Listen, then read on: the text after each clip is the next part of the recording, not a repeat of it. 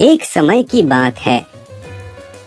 एक गांव में एक गरीब बुढ़िया रहती थी। वह पूरी तरह से अकेले रहा करती थी। उसका कोई भी नहीं था, ना बाल बच्चे, ना कोई रिश्तेदार।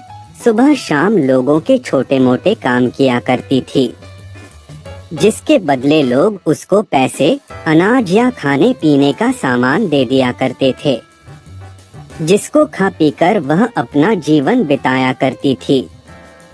वह अपने जीवन में पूरी तरह से संतुष्ट थी। उसे भगवान से किसी प्रकार का कोई गिला भी नहीं था। दूसरों के सामान के कारण बुढ़िया का घर पूरी तरह से सामानों से भरा हुआ था। एक बार की बात है, वे अपने घर को खोलकर घर के सामान को धूप दिखा रही थी। समय वहां से दो चोर जा रहे थे। जब उन्होंने देखा कि बुढ़िया के घर में तरह तरह का सामान भरा हुआ है, तो उन्हें बड़ा लालच आया और वे सोचने लगे कि इस घर में तो बुढ़िया अकेली रहती है, क्यों न हम आकर इसके घर को ही साफ कर दें। माना कि सामान पुराना है, लेकिन कुछ तो पैसा मिलेगा और यह बुढ़िया अकेली हमारा कुछ बिगाड़ भी नहीं पाएगी। चोरों ने बुढ़िया के घर को अच्छी तरह से देख लिया और समझ लिया कि उन्हें किस तरह से बुढ़िया के घर की सफाई करनी है।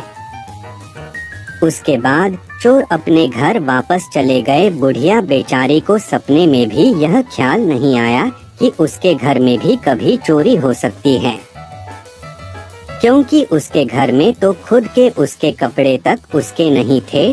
सब कुछ गांव वाले उसे दिया करते थे, जो वह अपने घर में रख लेती थी। खैर, कुछ दिन बीत गए और एक दिन रात में चोर अपने दो साथियों को लेकर बुढ़िया के घर पहुंच गए। कमाल की बात यह थी कि उस दिन सरपंच ने बुढ़िया को चावल, दूध और चीनी दी थी और बुढ़िया बहुत खुश थी। बुढ़िया ने खुशी खुशी अपने लिए खीर बनाई और खीर बनाकर वह उस खीर को चूल्हे पर रखकर सोचने लगी कि अभी तो खीर बहुत ही गर्म है, जबकि थोड़ी ठंडी हो जाएगी तब आराम से खाऊंगी। और अपने बिस्तर पर लेट गई और खीर के ठंडा होने का इंतजार करने लगी। लेटे लेटे उसे नींद आ गई और वे सो गई और जोर जोर से खर्राटे लेने लगी।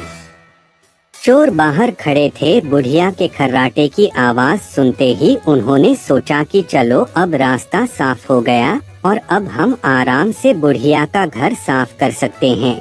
वह सब जल्दी जल्दी आकर बुढ़िया के घर में सामान तलाशने लगे, परंतु कमाल की बात यह थी कि उन्होंने जो देखा था वह बिल्कुल गलत था। बुढ़िया का घर तो सामान से भरा हुआ था, किंतु एक भी सामान साबुत नहीं था। हर सामान टूटा फूटा, पुराना और खराब था। यह चोर बड़े दुखी हुए और बुढ़िया को बहुत गालियां देने लगे। वह बोले, देखो कितनी दुष्ट बुढ़िया है, आराम से सो रही है और हम बेचारे इतनी मेहनत कर रहे हैं। तभी दूसरे चोर की नजर चूल्हे पर रखी खीर पड़ी। गरम गरम खीर को देखकर चोर ने कहा, चलो बुढ़िया के घर कुछ और नहीं मिला तो कम से कम खीर तो है।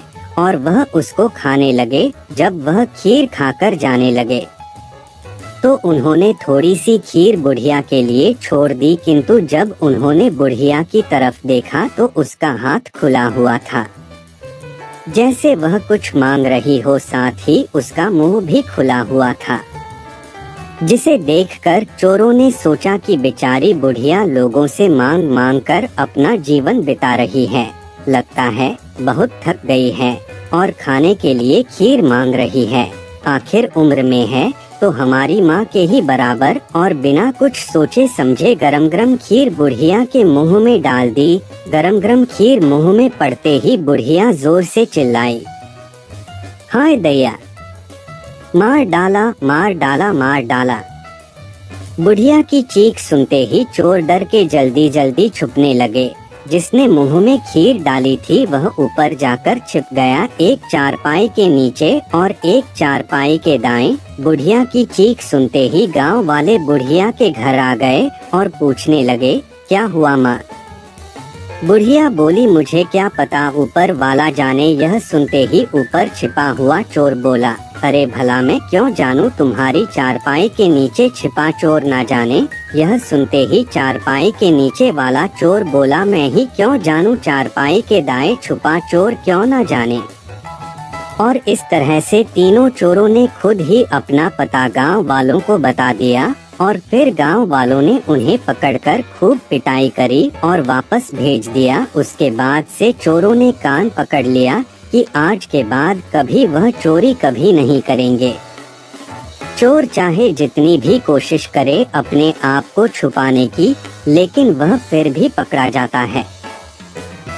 इसलिए हमें कभी चोरी नहीं करनी चाहिए और अपने बच्चों को यही सीख देनी